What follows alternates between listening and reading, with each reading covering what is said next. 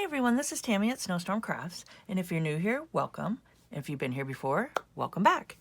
So today is episode 4 of my Collage Butterfly series. So if you haven't caught up and seen these, I will put them at the end of the end screen, so you guys come check them out.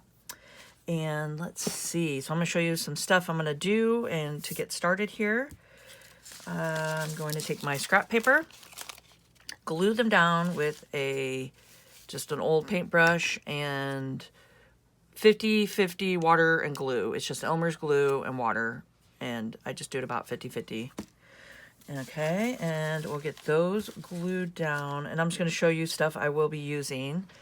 So I do that, and then I take these little ends here, because I cut these to size for my digits, because I'm making the butterflies, the Collage Butterfly series. I'm making all these 5 of them into digitals, so they'll be in my Etsy shop when it's all said and done. But I always cut off the edges to make this 8.5 by 11 size, and these are a little bigger. So what I'm using is 9 by 12s, and it's watercolor paper, and I just get this like Walmart, so it's just a what is it, 40-pound 300 GSM, and it works great. And I tape it down because it does buckle a little bit, but then I just go and press it in my press when it's all dried. But then I take these ends and I glue some in for texture and just glue those around. So I use that. I got some fun, just pretty papers here. I got just a circle punch that I can use throughout. And then I painted some reinforcements with just some black acrylic. Just some other papers to glue down, some book pages, and I have deli sheets that I've stenciled on.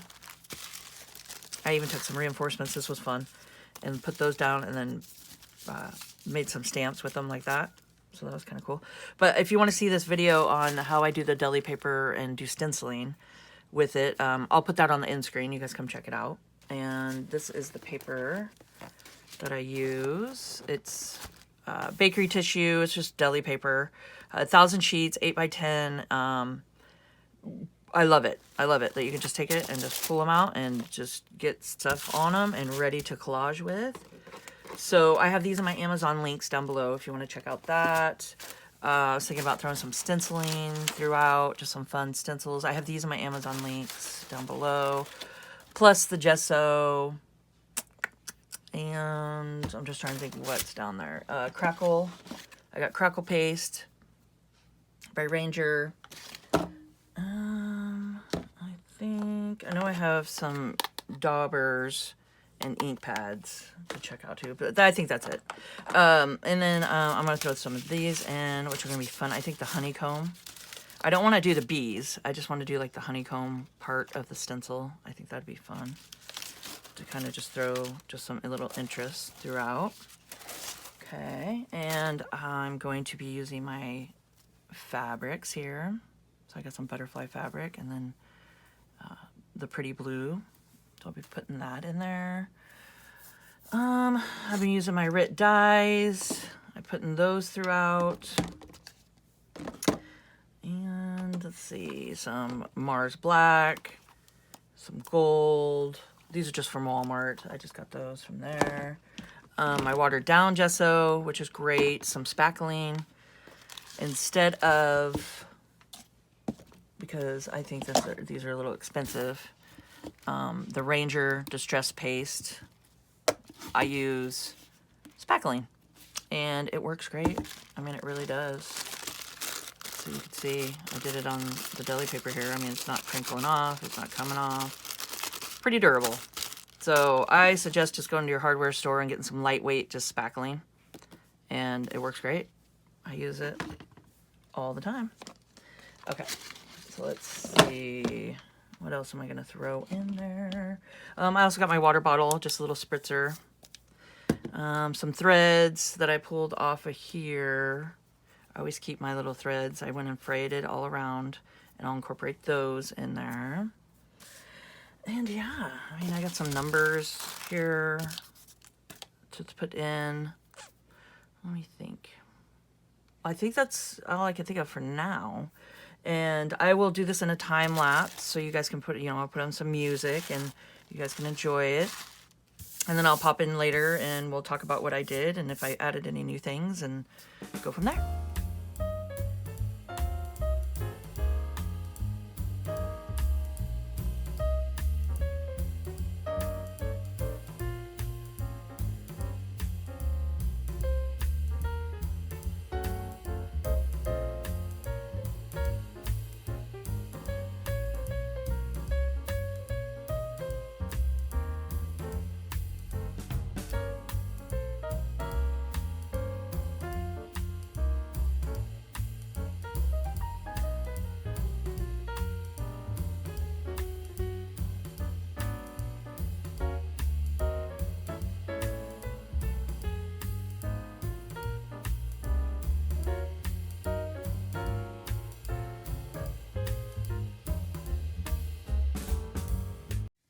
All right, so I was going to show you guys what I've done up to now.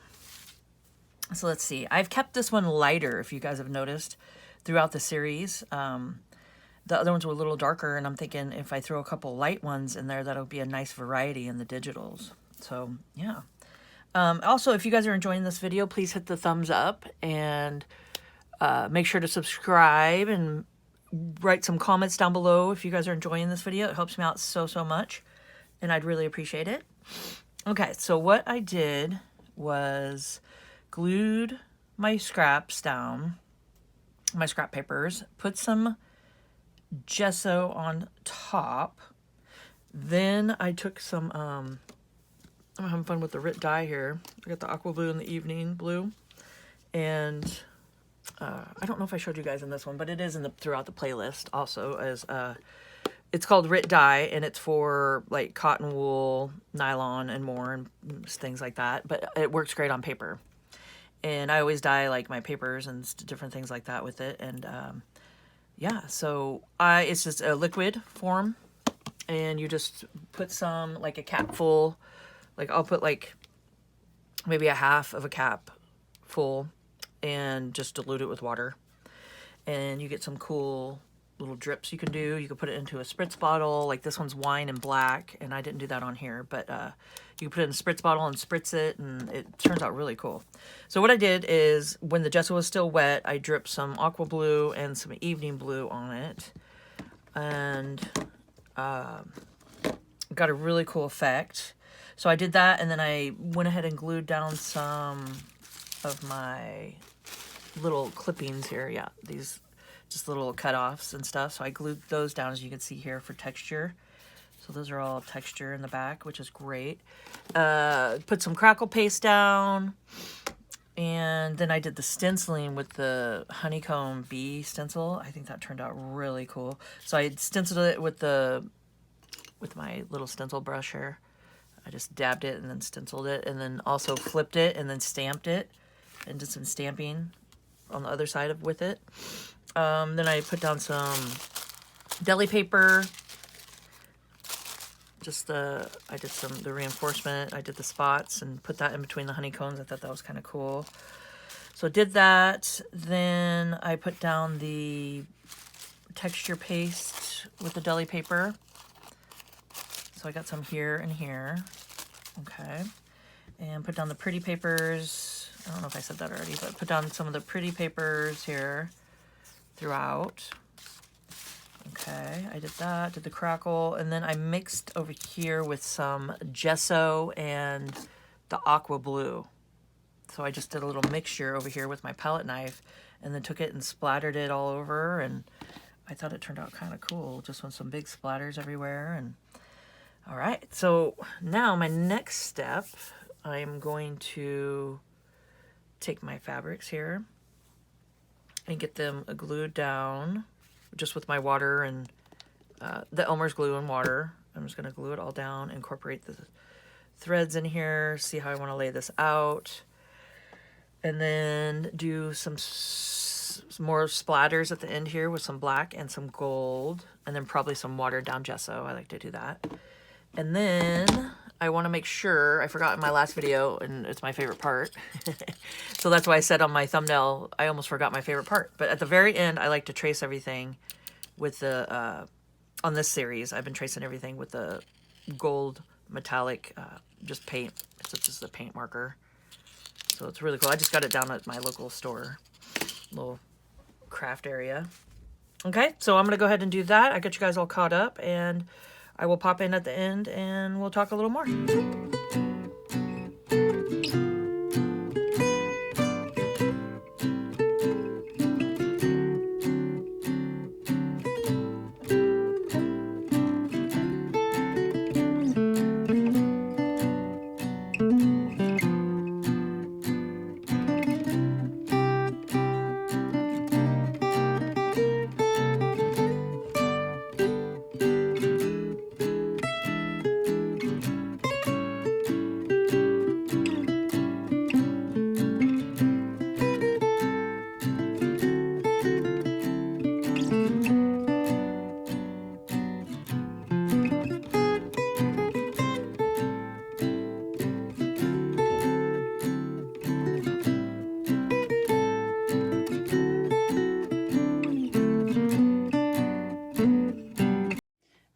So I am all done, and I just put the gold marker all around the paint pen. I think it turns out so cool. So I went ahead and put the fabric down and did all that, and then put down the words. It says, "Live your story happily." So I thought that was cute. Did that, did some splattering with the gesso, the gold, and the black. Did all that around it, and then inked it. And did the gold marker, and I think it turned out really cool. I really like how it's a little bit lighter setting than the other ones too. So I think the next one, my last one, I'm gonna go ahead and make it a little lighter too. So then there'll be a set of 2 light and then 3 a little bit darker. So I think that'll be fun. Give it a little variety, you know, for the digitals. So I hope you guys enjoyed this video and found it informational. And if you could please subscribe to my channel, hit the notification bell, and you guys can see my next video when I post it. Like, comment, and share, and let's grow together. And keep on crafting.